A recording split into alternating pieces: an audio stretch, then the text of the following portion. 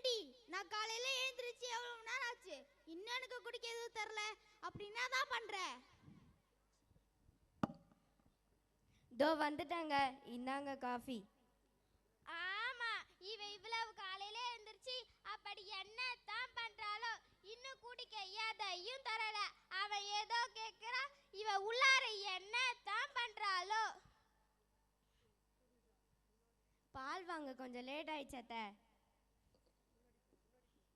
அந்த காலத்துல நாங்கெல்லாம் கோழி கூறதுக்கு முன்னாடி எழுந்திருச்சு வயலுக்கு போற ஆம்பளைக்கு எல்லாத்தையும் விறகடுப்புல செஞ்சு அம்மி கல்ல மசாலா வரைச்சி குழம்பு வச்சு வெள்ளடியா அனுப்புவோம்.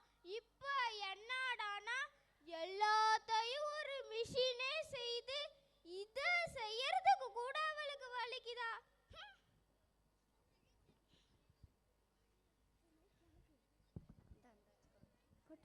ஏன் செல்லம் பட்டு எழுந்திருடி. இன்னும் கொஞ்ச நேரம் தூங்குறேனே, என்ன விடாமா? காலையில பொழுது விடிஞ்சு ரொம்ப நேரம் ஆச்சு, பாட்டி பார்த்தா திட்டுவாங்க. எழுந்துரு. அம்மா, நானும் இன்னும் கொஞ்ச நேரம் தூங்குறேனேம்மா. இன்னும் உன் பொண்ணு எழுந்திருக்கலையாடி? விடிஞ்சு எவ்வளவு நேரம் ஆச்சு? ஒரு பொம்பளை பொண்ணு வீட்டுல எவ்வளவு நேரம் தூங்குனா வீடு வேலங்கிடும். எழுந்திருச்சு பள்ளிக்கூடம் போகணும்ல, எழுந்திருச்சியா இல்லையா? அம்மா, என்ன எழுப்ப நீ வச்சிருக்க அந்த ஓல்டு அலாரம் இருக்குல்ல, காலையிலே சுப்ரபாதம் பாடுது. ஆனா அவன் தூங்குனா மட்டும் எதுவும் சொல்லாது. இந்த தேஞ்சி போன ரெக்கார்டு இருக்கே. பெரியவங்கள அப்படிலாம் பேசக்கூடாது. பல்ல விளக்கிட்டு வந்து காஃபியை குடி. நான் குளிக்க வெந்நி ரெடி, ஆபீஸ்க்கு நேரம் ஆகுது. நான் ரெடியாக தான் எடுத்து வச்சிருக்கேன், நீங்க போய் கிளம்புங்க.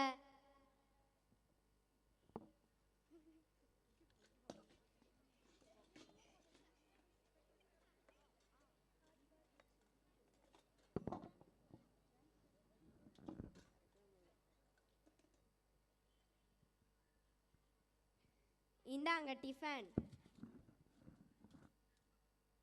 இன்னைக்கு இதே சாம்பார் இட்லி தானா? வேற எதுவும் செய்ய தெரியாதா உனக்கு? ஏங்க, இன்னைக்கு தான் கரண்ட் பில் கட்டுறதுக்கும் ஸ்கூல் ஃபீஸ் கட்டுறதுக்கும் லாஸ்ட் டேட்டாக போகிற வேலை அப்படியே கட்டிடுங்க. ஏன் வீட்டில் சும்மா தானே இருக்க? நீயே போய் கட்டிட்டு வந்துடு. சரி, நானே கட்டிடுறேன். அம்மா, ஸ்கூலுக்கு நேரம் ஆச்சு. என்னதாம்மா பண்ற?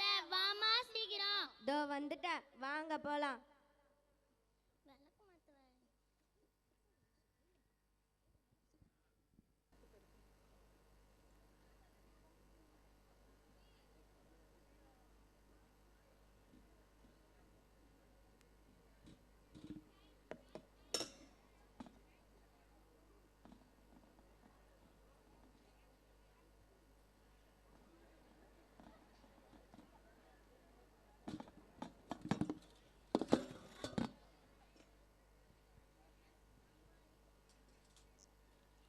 அதுக்குள்ளே மணி 11 ஆச்சா? இப்போதான் நான் காலையில் சாப்பாடே சாப்பிட்றேன். காட்சி 2, பிள்ளைகளின் வருகை. அம்மா, எங்க தான் இருக்க? நாங்க வந்துட்டோம். வந்துட்டீங்களா?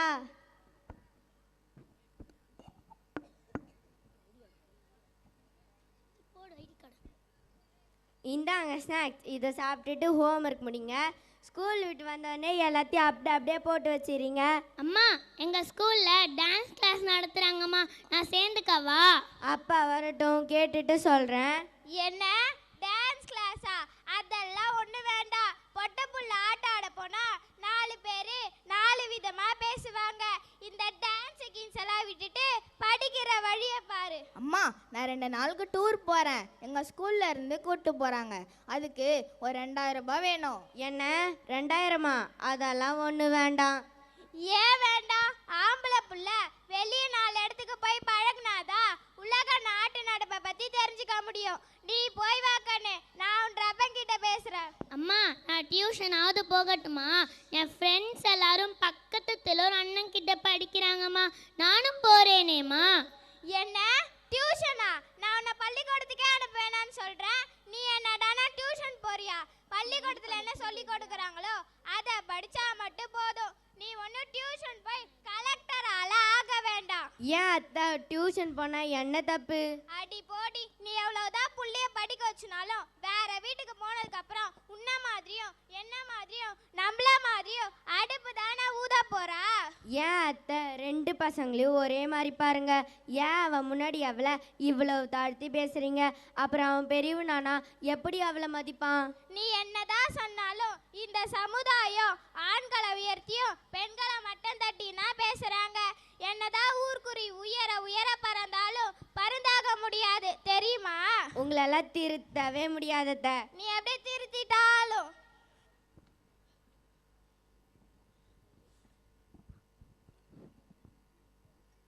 காட்சி 3 அம்மா பிள்ளையின் உரையாடல். அம்மா அம்மா சொல்லு, இங்கதான் இருக்கேன். அம்மா, இந்த பாட்டி இருக்காங்களே, எப்ப பார்த்தாலும் என்ன வேகமா நடக்காத, ஓடாத, சிரிக்காத, கால் மேல கால் போடாத, வெளியே போகாத, அப்படி இப்படின்னு ஏதாச்சும் சொல்லி என்னை திட்டிக்கிட்டே இருக்காங்கம்மா. ஆனா அவ எதை செஞ்சாலும் அவன் ஆம்பளை புள்ள அப்படிதான் இருப்பான், நீ ஒண்ணுமா இருக்கக்கூடாதுன்னு சொல்றாங்கம்மா. பெண்களுக்கான அநீதி இப்ப மட்டும் இல்ல, அந்த காலத்துலயும் அதிக அநீதிகள் பெண்களுக்கு எதிராக நடந்துகிட்டு தான் இருந்தது. ஆமாம்மா, இதை பத்தி என் ஆசிரியர் பாடம் எடுத்தப்போ கேட்டிருக்கேன். உடன்காட்டு ஏறுதல்னா என்னம்மா?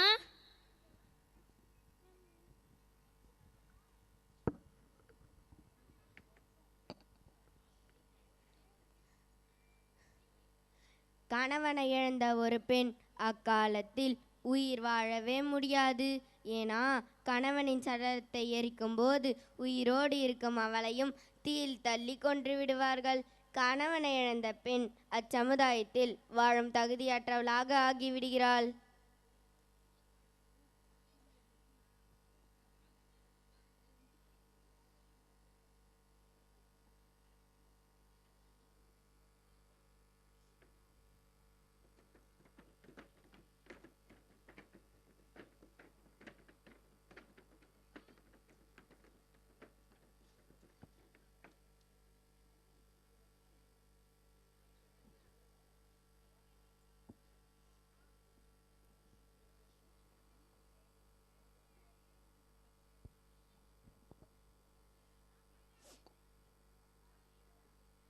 அம்மா, இப்படி எல்லாமா செஞ்சாங்க? இதை மட்டுமா செஞ்சாங்க? அந்த பெண் உயிரோடு வாழணும்னா சில சடங்குகள் எல்லாம் கடைபிடிக்கணும்னு சொன்னாங்க. அது என்ன சடங்குமா? அந்த பெண் எந்த ஒரு ஆபரணமும் அணியக்கூடாது.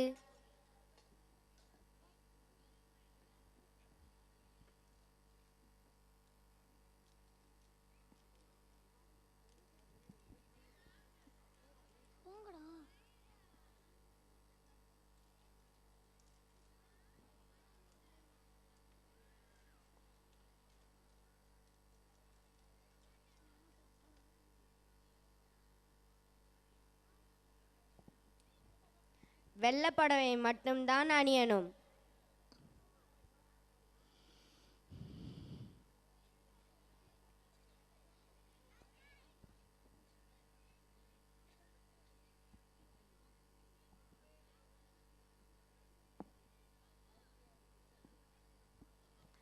தரையில் படுத்து உறங்க வேண்டும்.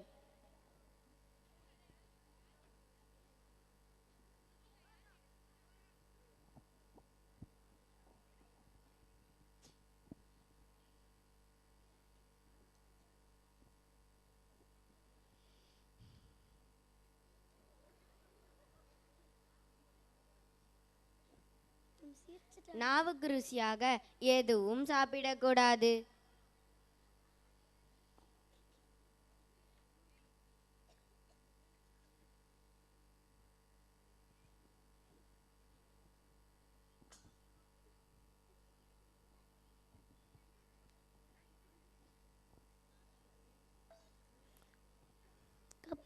அவ அந்த ஊர்ல நடக்கிற எந்த சுப நிகழ்ச்சிகளிலும் கலந்து கொள்ளக்கூடாது.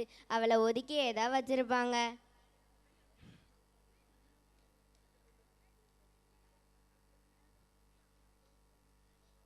அவ சாகும் வர இப்படியே தான் வாழணும். இவ்வளவு கஷ்டத்தையும் தாங்கிக்கிட்டு அந்த காலத்துல பெண்கள் எப்படி இருந்தாங்கம்மா? அந்த காலத்துல இந்த பெண்கள் எல்லாம் வீட்டை விட்டு வெளியே போய் படிக்கக்கூடாது, மற்ற ஆண்கள் கிட்ட பேசக்கூடாது. பெண் என்றவள் ஆண்களுக்கும் இச்சமுதாயத்திற்கும் அடங்கியேதான் வாழ வேண்டும். அப்ப யாருமே எங்களை மாதிரி பள்ளிக்கூடம் போய் படிக்கவே இல்லையாம்மா? ஆமாம், இது எல்லாம் தாண்டி ஒரு பெண் படித்து டீச்சர் ஆனாங்க. அதையும் இந்த சமூகம் ஏற்றுக்காம அவங்கள எவ்வளவு இழிவுபடுத்துச்சு தெரியுமா?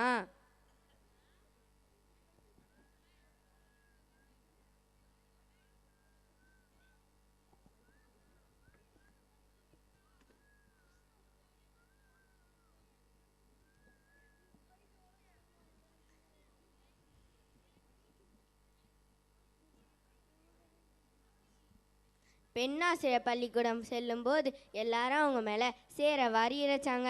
அதையெல்லாம் பொருட்படுத்திக்கிட்டு ஆசிரியர் பள்ளிக்கூடம் போய் பசங்களுக்கு பாடம் நடத்தினாங்க. யாருமா அவங்க? அவங்க தான் சாவித்ரிபாய் பூலே, மகாராஷ்டிரத்தை சேர்ந்த ஒரு இந்திய சமூக சீர்திருத்தவாதி. இவ்வளவு தடைகளையும் தாண்டி இந்தியாவின் முதல் பெண் ஆசிரியராக பணிபுரிஞ்சாங்க. அப்போ ஒரு பெண்ணால சமுதாயத்துல முன்னேறவே முடியாதாமா? அப்படியெல்லாம் இல்லை, காலம் மாதிரி ரொம்ப நாள் ஆச்சு. இப்போ இருக்க பெண்கள் எல்லாம் ஆணுக்கு சமமாக எல்லா துறைகளிலும் சாதிக்க ஆரம்பிச்சிட்டாங்க. அவங்கள மாதிரி நீயும் சாதிக்கணுமா?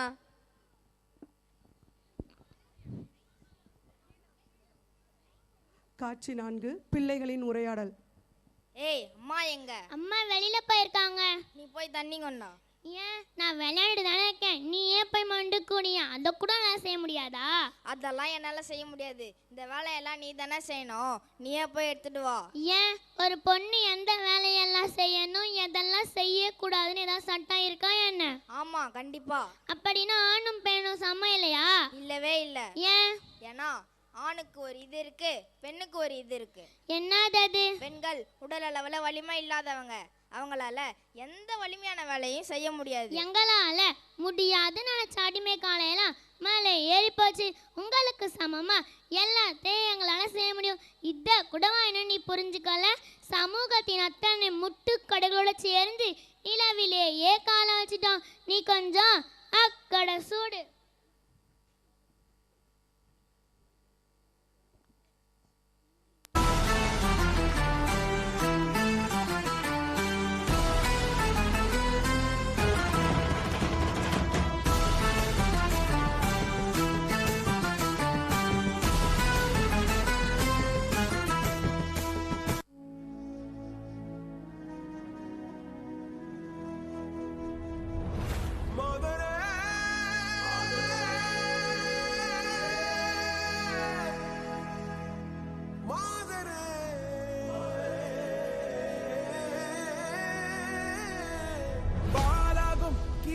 துணிவோடு பாதங்கள் திமிரோடு சீருங்கள் வாருங்கள் பாருங்கள் பூமியின் கோலங்கள் இது உங்கள் காலம். இனிமேல் உலகம் பார்க்க போகுது மனிதியின் வீரங்கள்.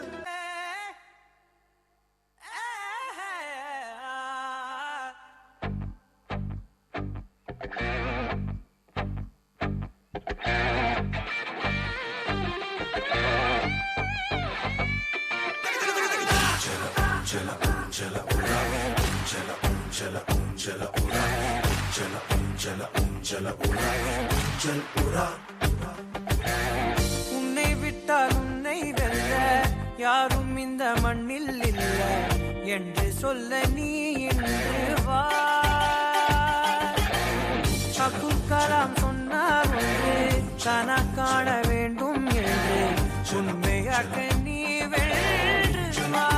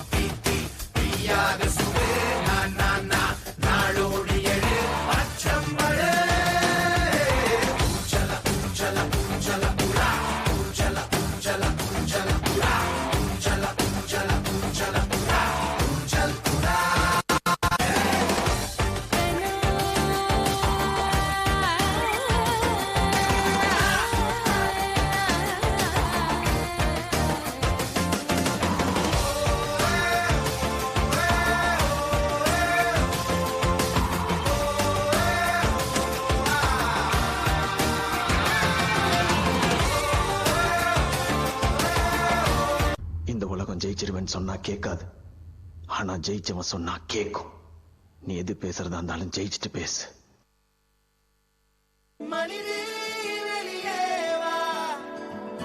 மனிதன் என்ற சொல்லுக்குள்ளே அடங்காதே பெண்ணே, உயரம் உனதேதான். அமர்ந்தால் உயரம் தெரியாது, நீ நிமிர்ந்தே வா பெண்ணே. மனிதே வெளியே வா, மனிதே மனிதே வெளியே வா, வெளியே வா.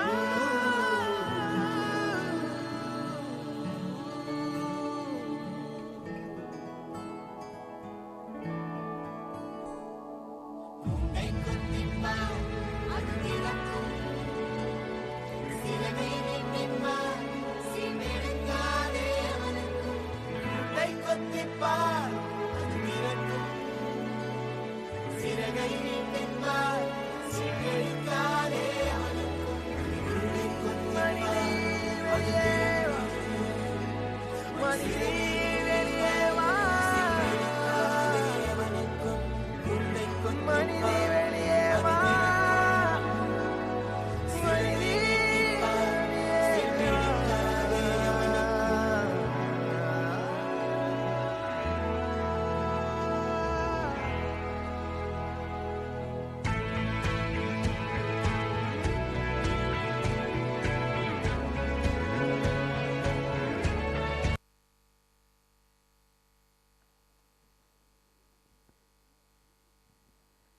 நாங்கள் மன அளவில் மட்டுமல்ல உடல் அளவில் வலிமையானவன்னு இந்த பாடலை பார்த்து புரிஞ்சிருக்கோன்னு நம்புகிறேன். புரிஞ்சதுனால தானே இடஒதுக்கீட்டுக்கே சம்மதிச்சோம். நீங்கள் கொடுத்த 33% இடத்தை வச்சு நாங்கள் எவ்வளோ உயர்ந்திருக்கணும் புரிஞ்சுதா? எனக்கு நல்லாவே புரிஞ்சுது. இந்த காலத்தில் இருக்கிற ஆளுங்க பெண்களுக்கு உதவியா எல்லா வேலையிலும் பங்கெடுத்து கொள்கிறாங்க. அதே மாதிரி நானும் என் தவறை உணர்ந்து பங்கெடுத்து கொள்கிறேன். நாங்களும் இதை தான் எதிர்பார்த்தோம்.